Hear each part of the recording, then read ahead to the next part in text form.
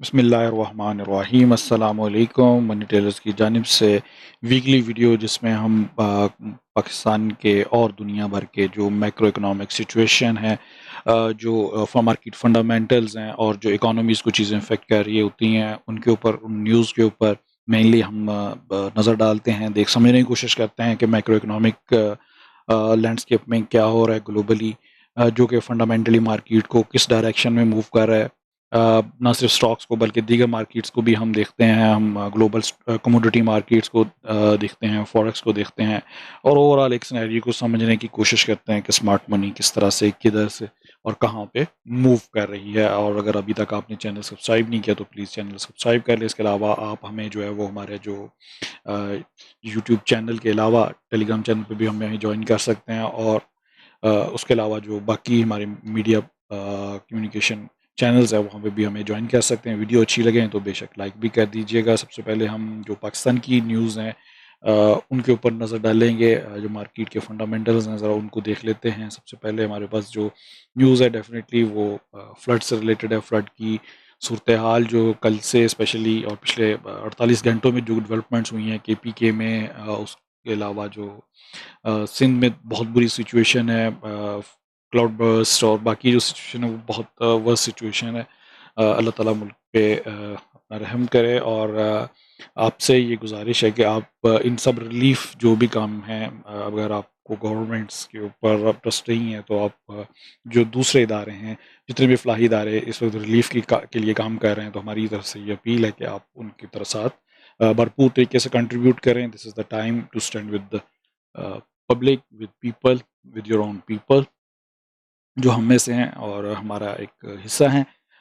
अभी तक जो डिफरेंट न्यूज़ हैं 1000 के करीब का फिगर है। ये तो वो फिगर है जो नाउन है।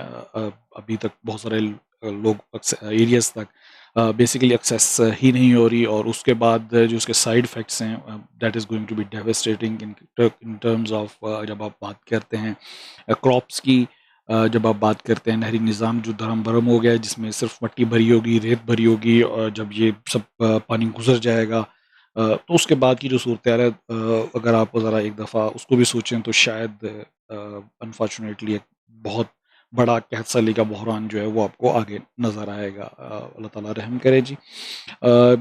मार्केट पे नज़र डालते हैं, बाकी न्यूज़ पे देखते हैं। जो स्टेट बैंक ऑफ पाकिस्तान के फॉरेन रिजर्व्स हैं वो 87 मिलियन ड्रॉप हुए हैं और ये एक दिन पहले की यानी ये 26 की ये न्यूज़ है जिसके मुताबिक अभी जो है $7.8 बिलियन के रिजर्व्स हैं स्टेट बैंक ऑफ पाकिस्तान के पास और जो लिक्विड रिजर्व है 13.52 बिलियन। ये बेसिकली टोटल रिजर्व्स हैं 13.5 बिलियन के, लेकिन एक्चुअली जो रिजर्व्स हैं वो 7.8 बिलियन डॉलर के हैं।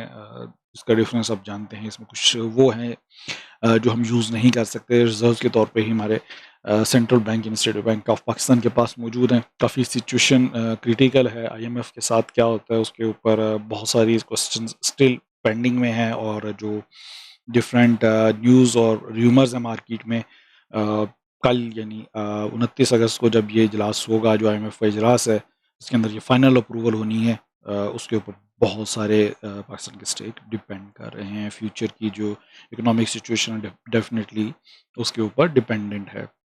गवर्नमेंट जो है वो 91 बिलियन रुपीस जो है वो उसको टारगेट कर रही है। उसके अंदर वो मेनली पेट्रोलियम प्रोडक्ट्स से ये अगेन अनफॉर्चुनेटली है कि ये इनडायरेक्ट टैक्सेशन जो सेल्स टैक्स है, इसमें पेट्रोलियम लेवी है जो कि पेट्रोलियम प्रोडक्ट्स के ऊपर लगाई जाएगी बतदरीज, जिसमें सितंबर, अक्टूबर और ऑनवर्ड जो है वो चलते चलते ये ख्याल ये किया जाएगा ऑलमोस्ट 275 प्लस या 290 के करीब जो है वो पेट्रोल की प्राइसेस पहुंच जाएंगी जब ये सारी ये जो इकदाम हैं ये लागू होंगे वन बाय वन डेफिनेटली। और ये IMF की शराइत में से शराइत हैं।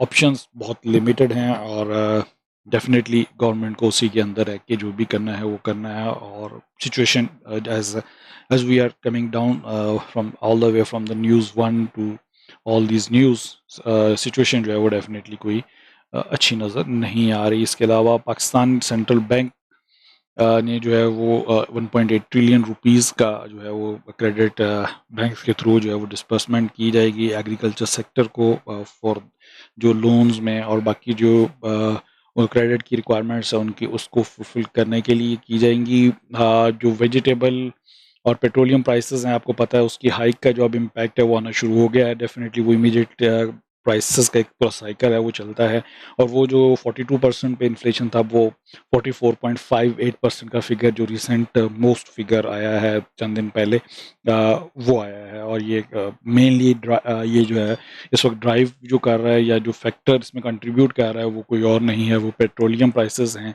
और वेजिटेबल्स की, या जो कमोडिटी प्राइसेस, ये दोनों मिल के मेनली आप कमोडिटी प्राइसेस, वो चाहे आप एग्रीकल्चर सेक्टर से ले लें या नॉन एग्रीकल्चर एनर्जी सेक्टर से ले लें, सो दोनों जो हैं वो मेन कंट्रीब्यूटर हैं ये इन्फ्लेशन की तरफ। और जब ये इन्फ्लेशन इस लेवल पे जा रहा है, तो जो स्टेट बैंक ऑफ पाकिस्तान की जो मॉनेटरी पॉलिसी आई थी, इसमें रेट हाइक्स नहीं किए गए, उसके ऊपर भी बहुत सारे एक्सपर्ट्स के अब क्वेश्चन राइज होना शुरू हो गए हैं। देखना होगा कैसे उसको आगे लेके चलाया जाता है। पाकिस्तान रुपी जो है वो उसका फॉल जारी है। ओपन मार्केट में तो अनफॉर्चुनेटली 229 के ऊपर भी ट्रेड हुआ है कुछ न्यूज़ के मुताबिक कुछ एक्सचेंजेस में, और अभी तक इसमें कोई हमें कमी की नज़र नहीं आती। इसके अंदर जहाँ पे पाकिस्तानी रुपी का फॉल का ताल्लुक है, वहाँ पे शायद हम दूसरी तरफ डॉलर की प्राइस इंक्रीज़ होने का भी हमें देखना होगा। एक्चुअली 2 मल्टीपल फैक्टर हैं जो पाकिस्तान रुपी को चैलेंज है। एक तो इसकी अपनी वैल्यू है जो गिर रही है डिमांड एंड सप्लाई के नतीजे में। दूसरी जो इशू है वो डॉलर की प्राइस, जो DXY इंडेक्स है वो कंटिन्यूसली राइज है, और वो ये सिर्फ पाकिस्तानी रुपी के अगेंस्ट नहीं, अगर आप यूरो के अगेंस्ट देखें तो कंप्लीट उसने तकरीबन वाइट वॉश किया हुआ है। आप देखें जो 1:1 की ताल्लुक, जब हम इंशाल्लाह फॉरेक्स में जाएंगे तो वहाँ पे आज आप जाके आप देखेंगे जितनी भी रिस्क ऑन करेंसीज हैं वो तकरीबन मलियामेट और लिटी हुई हैं डॉलर के against. So that is the one factor. और डेफिनेटली हमारा जो मैक्रो इकोनॉमिक सिचुएशन है कंट्री की, और जो सारा एक डिमांड एंड सप्लाई, और जो हमारा ट्रेड डेफिसिट और बाकी कैट की सिचुएशन है, उन सबको जब हम मर्ज करते हैं तो ओवरऑल डेफिनेटली पाकिस्तानी रुपी को वो एक चैलेंज भी दरपेश है। केपी गवर्नमेंट जो है वो ये जो डिफरेंट इसके ऊपर न्यूज़ हैं बेसिकली कि केपी गवर्नमेंट ने जो है शायद रिफ्यूज़ कर दिया है IMF की कंडीशंस को एक्सेप्ट करने का। और ये न्यूज़ अगर आपको याद हो, जो हम यहाँ पे हम जस्ट बात कर रहे थे कि गवर्नमेंट जो है वो बहुत सारे उनके जो इक़दामात हैं उनको लेके चल रही है, और जो बाकी जो सिचुएशन है किसी तरीके से IMF कंडीशंस को मीट करने के लिए गवर्नमेंट चाह रही है कि वो IMF कंडीशंस को मीट करे। और IMF की बोर्ड मीटिंग जो है वो कल यानी 29 अगस्त को संडे वाले सॉरी मंडे वाले दिन है, तो उसके लिए तैयारी की जा रही है, और IMF की कंडीशंस को मानने के ऊपर बातचीत हो रही है। ऐसे में जो है केपी गवर्नमेंट की तरफ से एक शायद लेटर लिखा गया है, जो IMF को कहा गया है कि वो कुछ कंडीशंस को एक्सेप्ट करने के लिए तैयार नहीं, और शायद वो उसको केपी में इम्प्लीमेंट नहीं कर सकेंगे। जो झगड़ा साहब फाइनेंस मिनिस्टर हैं केपी के, उनकी तरफ से ये लेटर लिखा गया है, और ये लेटर शायद फेडरल गवर्नमेंट को भी लिखा गया है, मिनिस्ट्री ऑफ फाइनेंस को। तो इसके ऊपर काफ़ी सारे कंसर्न्स हैं। कुछ का ख्याल है कि ये फेक न्यूज़ है, इसके अंदर बहुत सारे, लेकिन कुछ बहुत सारे यानी कि इसके अंदर अभी चल रहे हैं। होपफुली बाय द टाइम ये वीडियो आएगी, और उसके बाद जब कल यानी मंडे वाले दिन ये IMF का इजलास होगा, तो उससे पहले सिचुएशन क्लियर हो जाएगी। इम्पॉर्टेंट है कैसे आगे डेवलपमेंट होती है, और अगर ये बेल आउट पैकेज नहीं आता तो उसके बाद कंट्री की फाइनल जो है वो सिचुएशन क्या डेवलप होगी। मेडको फूड्स के बारे में हमने काफ़ी पहले अपनी जो डेली वीडियोस होती हैं उसके अंदर बात की थी, और उसको हमने मेंशन किया था। उन्होंने अपना एक जो कॉर्न स्टार्च का प्लांट है वो उन्होंने कमीशन कर लिया है, वो प्रोडक्शन के लिए रेडी है, और इससे जो है वो उनका प्राइमरी फोकस एक्सपोर्ट पे है। Very good step in terms के कंट्री के लिए, ये एक positive aspect apart from the company itself कि हम एक्सपोर्ट पे जा रहे हैं। लकी सीमेंट ने, आपको याद होगा कल की न्यूज़ थी ये, यानी लास्ट डे फ्राइडे वाले दिन की ये न्यूज़ थी कि लकी सीमेंट ने अनाउंस किया था बोर्ड मीटिंग्स के बोर्ड जो मीटिंग हुई थी, या उसके नतीजे में ये डिसाइड किया था कि वो अराउंड 10 मिलियन शेयर्स जो हैं वो बाय बैक करने जा रहे हैं। और जो इम्पोर्टेंट इसमें एस्पेक्ट हमारी नज़र में आया वो ये नहीं है कि सिर्फ बाय बैक शेयर होंगे, बल्कि ये शेयर्स कैंसिल शेयर्स जो हैं वो कैंसिल कर दिए जाएंगे सितंबर से दिसंबर के दरमियान, 23 सितंबर आई बिलीव सो, से लेके 23 दिसंबर के दरमियान में ये बाय बैक हो गया। ये सारा सिचुएशन होगी। सितंबर में प्रॉबेबली एनुअल जनरल मीटिंग भी है लकी सीमेंट की। सो दैट्स वन फैक्टर जिसने लकी सीमेंट को आप देखें कि 420 से लेके चला गया 500 40 और 20 तक। वेरी इंटरेस्टिंग डेवलपमेंट्स ये तो थी जो लोकल न्यूज़ और डेवलपमेंट्स थी। ग्लोबल न्यूज़ और मतलब मार्केट्स की अपडेट्स हैं या जो डेवलपमेंट्स हैं ज़रा उसको देखते हैं।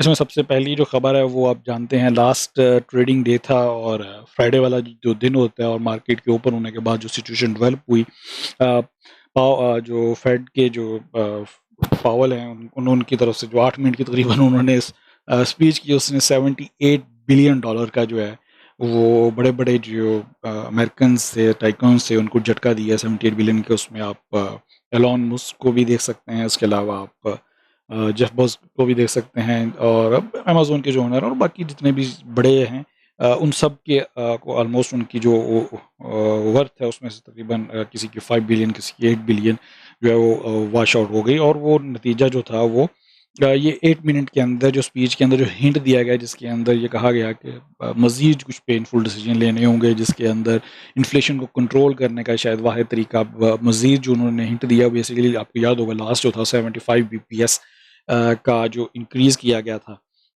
जिसमें जो अब इंटरेस्ट रेट 2.5% के ऊपर चला गया था 1.75% से। अब ख्याल ये कह रहे थे शायद 50 बीपीएस से लेकर 75 बीपीएस का इंक्रीज फिर से ऑन कार्ड है।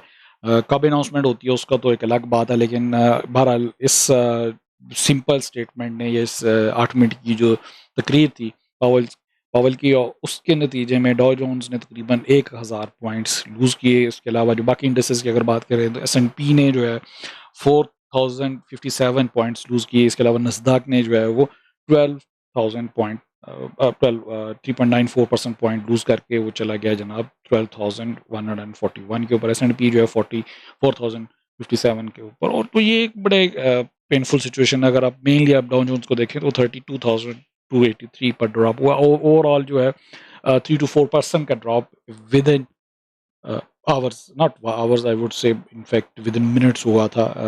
जो लोग लाइव इसको देख रहे थे या जो ट्रैक कर रहे हैं मार्केट्स को, जो ट्रैक करते हैं यूएस मार्केट को specially, because US markets overall globally heavily impact करती हैं कंपनीज को भी और जो ओवरऑल इकोनॉमी की सिचुएशन होती है उसकी तरफ। तो ये एक बहरहाल एक नेगेटिव एस्पेक्ट था। ये बिल्कुल मुझे याद आता है जो प्राइम मिनिस्टर शहबाज शरीफ की एंड सुबह जब मार्केट ओपन हुई और उसके बाद उन्होंने एक बजट मिनी बजट की एक स्पीच की थी, याद होगा आपको। तो ये बिल्कुल उस सेम इम्पैक्ट क्रिएट हुआ है।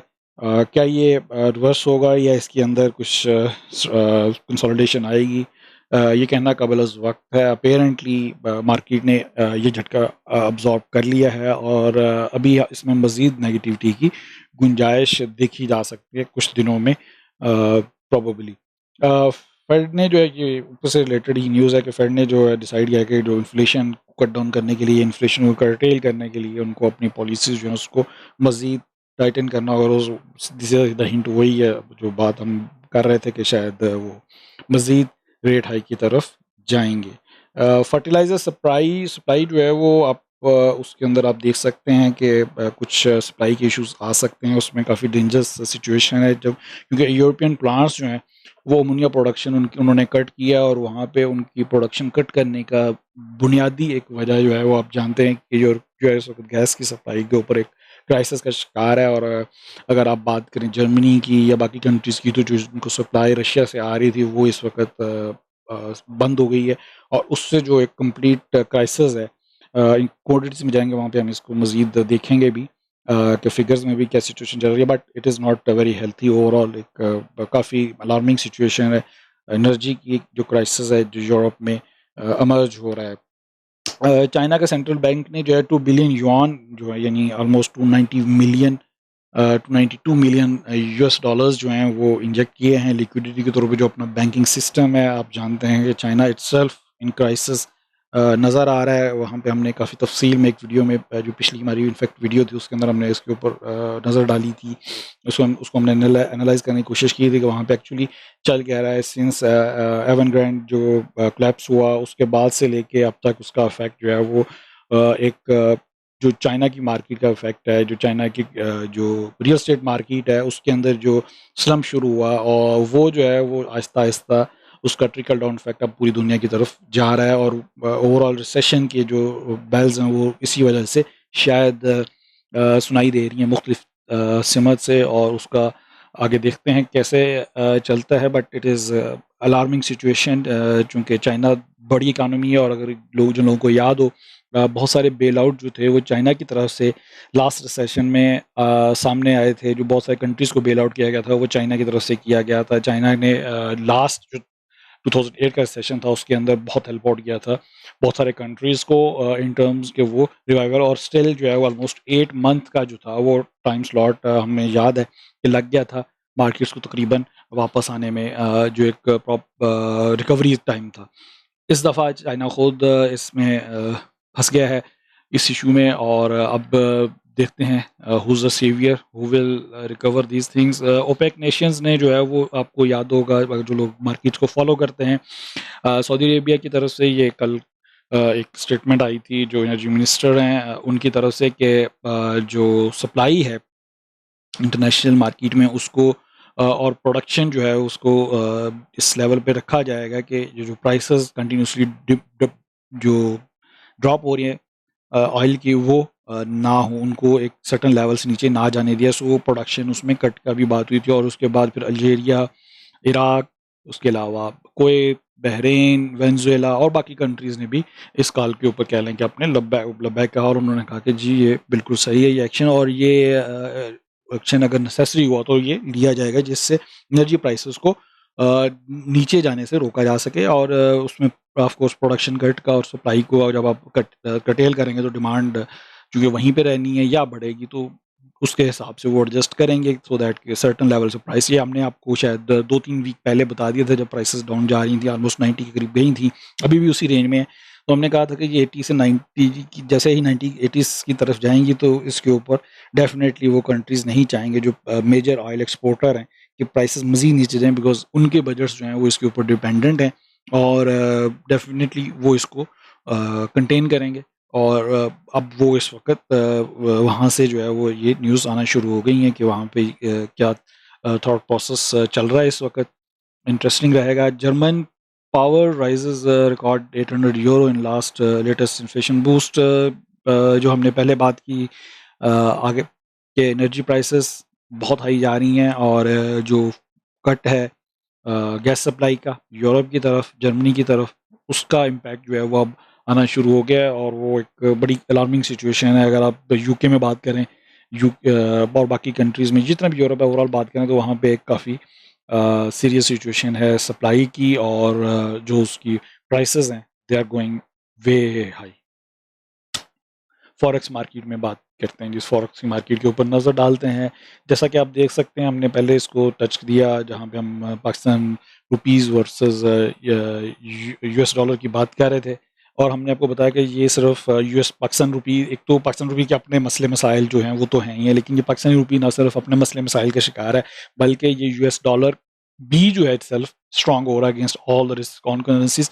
तो आप यहाँ पे आप देख सकते हैं, यूरो को बात कर लें आप, जी ब्रिटिश पाउंड की बात करें, ऑस्ट्रेलियन डॉलर, न्यूजीलैंड डॉलर, सबके अगेंस्ट यूएस डॉलर स्ट्रांग हो रहा है और राइज हो रहा है। अगर आप बात करें मंथली भी आप देख सकते हैं, वीकली देखें आप, डेली देख लें, लास्ट डे का जो आया है, तो सारे की सारी करेंसीज, यूरो की बात करें तो वो पहले ऑलमोस्ट 1:1 पे था, और अब आप देखें कि it's gone below $1, so quite cheap, it's getting further down. और ये बड़ा अगर दूसरी तरफ आप risk on currency off currency की बात करें, जापानीज़ येन, उसमें इवन चाइनीज़ येन अच्छा परफॉर्म कर रहा है। आप देखें अगेंस्ट द डॉलर्स, फ्रैंक, जो स्विस फ्रैंक है वो भी ठीक परफॉर्म कर रहा है, और ये रिस्क ऑफ करेंसीज की एक कैनेडियन डॉलर की बात कर लें, ये सब परफॉर्म कर रहे हैं very well. On the other hand DXY के ऊपर आप अगर जैसे नज़र डालें तो यहाँ से आपको क्लैरिटी हो जाती है, ऑलमोस्ट 108.80 पे चल रहा है, और ये क्वाइट हाई है। आप देखें, इससे आप आइडिया लगा सकते हैं ओवरऑल मार्केट की डायरेक्शन की और जो सिचुएशन है। एनीवेज ये एक आपको हिंट दे रहा है कि अभी रिसेशन जो है शायद जो मार्केट का सेंटीमेंट है वो बहुत नेगेटिव है, और हम जो है वो एक रिसेशन की सूरत हाल से दो चार हैं। नेक्स्ट बात कर लेते हैं जनाब हम कमोडिटीज़ की। कमोडिटीज़ में सबसे पहले हम ज़रा एनर्जी कमोडिटीज़ को देखते हैं। अब देखें, हमने ये बेसिकली कुछ एक्स्ट्रा, आप देखें यूजुअली हम कोल तक हम रहते थे, लेकिन इस दफ़ा हमने सोचा ज़रा यूरोप की मार्केट्स को देख लेते हैं। और जो हमने पहले बात की, जर्मनी में तो इस वक्त €800 के ऊपर चल रही है गैस प्राइस। यूके में इस वक्त 640 की है, और नेचुरल गैस की प्राइस ओवरऑल जो है वो लास्ट डे पे थोड़ी ड्रॉप हुई है। वीकली आप देखें, मंथली देखें और ईयर ऑन ईयर देखें तो ये बढ़ रही है। क्रूड ऑयल भी देखें तो ये जो आखिरी दिन में जो न्यूज़ आई थी सऊदी अरेबिया प्लस जो ओपेक प्लस और ओपेक कंट्रीज़ की तरफ से सप्लाई और प्रोडक्शन को कंट्रोल करने की या उसको मैनेज करने की, उसके बाद दोबारा से उनकी प्राइसेस क्रूड और ब्रेंट दोनों की बढ़ना शुरू हुई हैं। उनमें कुछ पॉजिटिविटी देखी है। वीकली देखें आप 2.78% है, आल्दो ये एकदम से नहीं हुआ, लेकिन ये एक्सपेक्टेड था डेफिनेटली, और हमने इसको फोरकास्ट भी किया था कि ये 80s में जाएंगी तो उसके बाद डेफिनेटली इनको वापस लाना होगा, बिकॉज कंट्रीज़ बहुत सारे जो बिल्कुल डिपेंडेंट ही कह लें कि जिनकी बहुत ज़्यादा डिपेंडेंस है ऑयल एक्सपोर्ट के ऊपर, वो डेफिनेटली इसको अफोर्ड नहीं कर सकते कि इसकी प्राइसेस इतनी नीचे चली जाएँ कि जहाँ पे उनको अपने बजट जो है और या बजट के जो डेफिसिट है उसकी तरफ जाना हो। तो डेफिनेटली उसका इम्पैक्ट आ रहा है। कोल की प्राइसेस को देखें तो वहाँ पे कुछ स्टेबिलिटी नज़र आ रही है बड़े अरसे बाद, but it is again up and down. But अगर आप वीकली और मंथली देखें तो pretty much bullish sideways market अभी चल रही है। एनर्जी में तो आपको सिचुएशन समझ आई गई होगी कि ओवरऑल एनर्जी के अंदर एक साइडवेज है या थोड़ा सा कंसोलिडेशन का टाइम है। बट यूके में एनर्जी प्राइसेस या यूरोप के अंदर जो एनर्जी प्राइसेस है वो स्काई रॉकेट चल रही हैं। बात कर लेते हैं प्रीशियस मेटल के अंदर। प्रीशियस मेटल में देखें कि स्टिल नेगेटिविटी है। अगर आप वीकली बात करें, अगर आप लास्ट डे की बात करें तो नेगेटिविटी चल रही है वहाँ पे। प्रीशियस मेटल चाहे वो सिल्वर है चाहे वो गोल्ड है। इंडस्ट्रियल मेटल में भी ऑलमोस्ट सेम सिचुएशन आपको नज़र आती है। मंथली आल्दो पॉजिटिव नज़र आएगी आपको स्टील और कॉपर, और जो आयरन ओर है वो दोबारा से आप देखें कि उसकी प्राइसेस बढ़ना शुरू हो गई हैं। लिथियम के बारे में तो हमने आपको पहले ही बता चुके हैं कि that is going to continue its rally. उसके अंदर जो है वो थोड़ा सा 1 या 2 दिन लास्ट वीक में कुछ उसके अंदर थोड़ी सी नेगेटिविटी, मतलब लास्ट वीक जो था उसके अंदर कुछ नेगेटिविटी जिसको हमने लास्ट वीक में रिपोर्ट भी किया था, कुछ हल्की सी एडजस्टमेंट हुई थी। बट ओवरऑल एक पॉजिटिव उसके अंदर मोमेंटम है वो कंटिन्यू रहेगा। उसके अंदर आपको बताइए इलेक्ट्रिक व्हीकल्स का एक बहुत बड़ा रोल है, उस बैटरीज की सप्लाई का है। Lithium is one of the primary ingredient for towards that are primary input जितनी भी इलेक्ट्रिक व्हीकल इंडस्ट्री है और जो बैटरीज की इंडस्ट्री है उसके लिए। So that's there. Global markets में कमोडिटीज़ की बात करते हुए हम ज़रा एग्रीकल्चर मार्केट्स को भी देख लेते हैं। वहाँ पे आप देखें कि अगेन जो प्राइसेस हैं वो बढ़ना शुरू हुई हैं, और वो जो ट्रेंड था पिछले महीने थोड़ी सी कूल डाउन हुआ था। वीट की प्राइसेस अगर आप बात करें, सोयाबीन की और बाकी जो थोड़ी सी कूल डाउन होनी शुरू हुई थी उनके अंदर दोबारा से जो है वो आप देखें कि अपसाइड मूव स्टार्ट हुआ था। ऑलमोस्ट 710-720 को टच किया वीट की प्राइसेस ने, और उसके बाद फिर वो ये 800 से ड्रॉप हुई है और ये दोबारा से रैली स्टार्ट हो गई। अपेरेंटली यूक्रेन वार का बहुत ज़्यादा इम्पैक्ट यहाँ पे आपको कमोडिटी सेक्टर्स में नज़र आएगा। इसके अलावा जो अफ्रीका की सिचुएशन है वो भी आपके सामने है। तो कमोडिटीज़ में एक ओवरऑल आपको शायद शॉर्टेज देखने को मिले, और उसके अंदर जो एक पॉजिटिव मोमेंटम है अगले कुछ महीने रिसेशन के दिनों में ज़्यादा नज़र आएगा आपको। उसके हिसाब से अगर आप ट्रेडिंग करते हैं कमोडिटीज़ में तो उसके हिसाब से आपने प्लान करना है डेफिनेटली।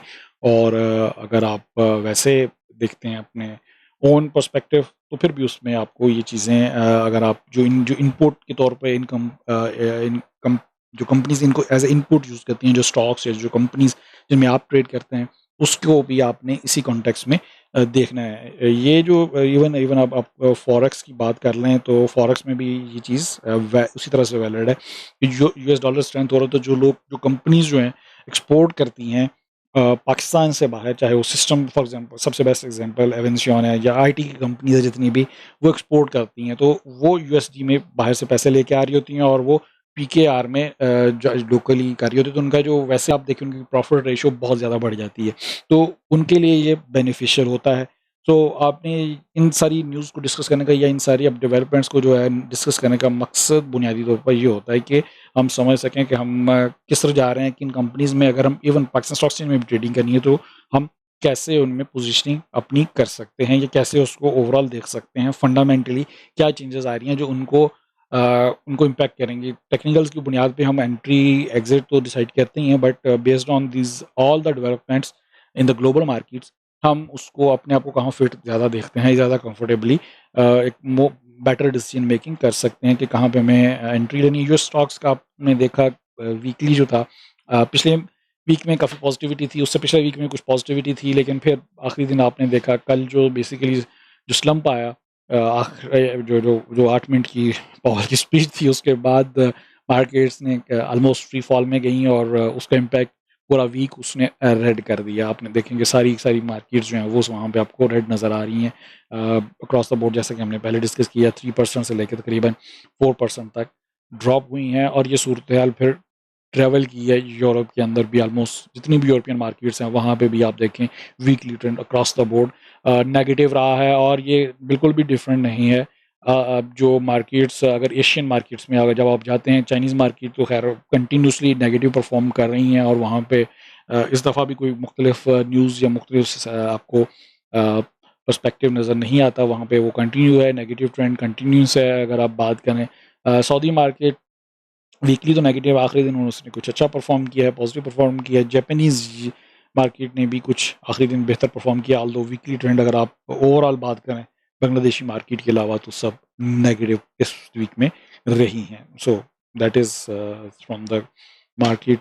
बात करते हैं क्रिप्टो की। क्रिप्टो में अब वही बात है जो हम पहले बात कर रहे थे कि क्रिप्टो डिड नॉट डिसएसोसिएट, क्योंकि ये डिसेंट्रलाइज्ड मार्केट्स हैं, तो इनको बेसिकली अपने आप को डिसएसोसिएट करना चाहिए या डीलिंक करना चाहिए फ्रॉम जो मार्केट्स कन्वेंशनल मार्केट है, जिसमें फॉरेक्स मार्केट है या चाहे वो दूसरी मार्केट्स जिसको आप कह सकते हैं स्टॉक मार्केट्स हैं, कमोडिटी मार्केट्स हैं, तो थोड़ा सा उसको अपने आप को डिसएसोसिएट कर। लेकिन ये बिल्कुल आप देखें कि सेम लेवल पे या सेम चैनल्स में परफॉर्म कर रही हैं। बिटकॉइन ने जो है वो 25 के बाद लास्ट वीक में ड्रॉप होना शुरू हुआ था, 22 के ऊपर लास्ट वीक में था जब हमने वीडियो की थी, और अगर आप बात करें तो ये 20s में जिस वक्त हम ये वीडियो रिकॉर्ड कर रहे हैं ऑलमोस्ट 20 में ट्रेड हो रहा है, और 18 के की एक क्रिटिकल सपोर्ट है। 18 के से अगर नीचे जाता है तो वही जो हमारी बात है कि फिर हम 10-12 के पे मिलेंगे।